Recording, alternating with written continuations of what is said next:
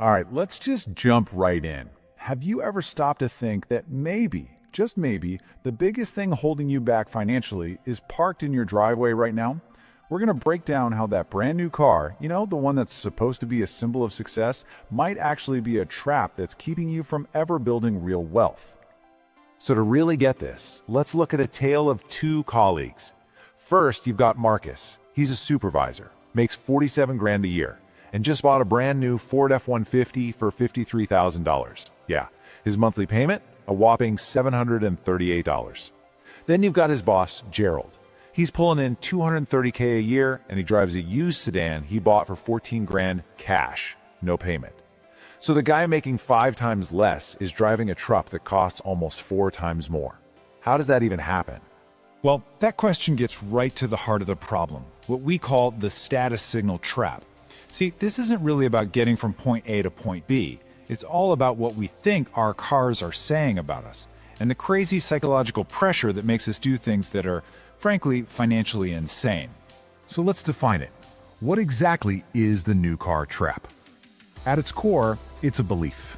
It's this idea that your car is a direct reflection of your success. And because you believe that, you go out and buy this super expensive thing, an asset that's literally designed to lose value, to signal a level of success you haven't actually reached yet. And in doing so, you trap yourself in a cycle of debt that makes it almost impossible to ever get there for real. For a guy like Marcus, the biggest pressure point is the culture at his job. Seriously, in his warehouse, everyone drives a new truck. The parking lot looks like a Ford dealership. If he showed up in some old beat or sedan, he'd be an outcast. He'd be the nail that sticks out. So you see, he wasn't really just buying a way to get to work. He was trying to buy his way into the club. And this quote just hits the nail on the head. This isn't a logical decision made on a spreadsheet. It's all emotion. It's a purchase driven by one of the most powerful human needs there is, the need to belong. And that feeling is so powerful, Marcus was willing to trade his entire financial future just to feel it. Okay, so we've talked about the psychology, the why. But what does this decision actually cost in cold hard cash? Let's switch gears and follow the money, because this is where you see the brutal financial reality of the new car trap. Just look at this number. It's absolutely staggering. The millisecond Marcus's brand new truck rolled off that dealership lot, it wasn't a new truck anymore. Nope. It instantly became a used truck, and its value plummeted by about 20%. He lost over $10,000 before he even made his first payment. That right there is the brutal power of depreciation. And it just gets worse from there, and fast. This chart shows the total damage after just 1 year. You combine the depreciation on Marcus's truck with the interest he's paying on the loan, he's in the hole over $21,000. Meanwhile, Gerald's boring old sedan, it lost maybe $600 or $700. I mean, it's not even in the same universe. And if we zoom out and look at the whole loan, all 7 years of it, it's even uglier. He bought a $53,000 truck, but by the time he makes that final payment, he'll have shelled out over $62,000. That's more than 12 grand that just vanished. Poof, gone. Went straight into the bank's pocket for the privilege of driving an asset that was losing value every single day. But you know what? The real cost? It isn't even the money he spent. It's the opportunity he lost. The most destructive part of the new car trap is what that massive monthly payment prevents you from doing. So let's ask the big question. What could that $738 a month have become? This slide just lays it all out. This is the real choice Marcus made, whether he knew it or not.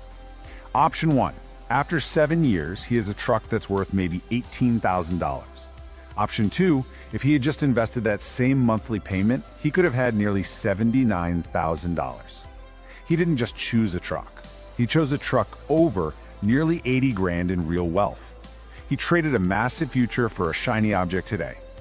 So we've seen why Marcus did it and what it cost him. But there's one last crucial piece to this puzzle.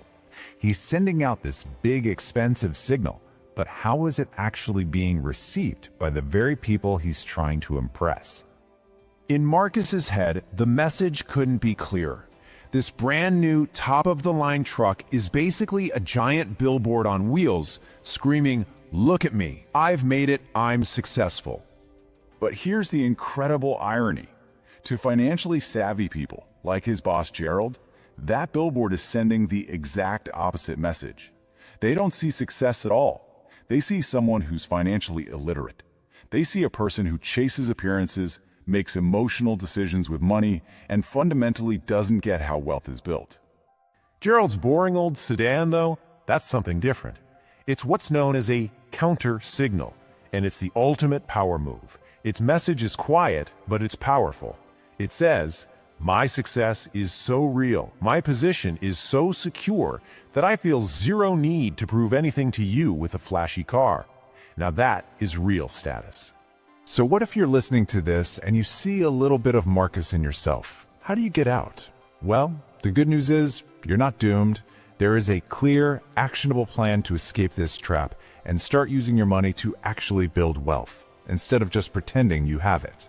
It's really just 4 steps to get sane about this. First, if you're in a terrible car loan, you have to get out of it, even if it means taking a small loss right now to stop the bleeding. Second, buy used. Let some other sucker pay for that instant 20% depreciation hit. Third, you have to stop thinking in monthly payments. That's the dealer's game. Think in total cost. And finally, and this is the most important one, you have to separate your ego from your car. It's a tool. It gets you from A to B. It is not a measure of who you are as a person. And that really just leaves us with one last question for you to think about. Take a hard look at the car you drive, at the payment you make every single month. Is that choice, that vehicle, actively driving you towards your financial goals? Or is it the very thing driving you further and further away from them?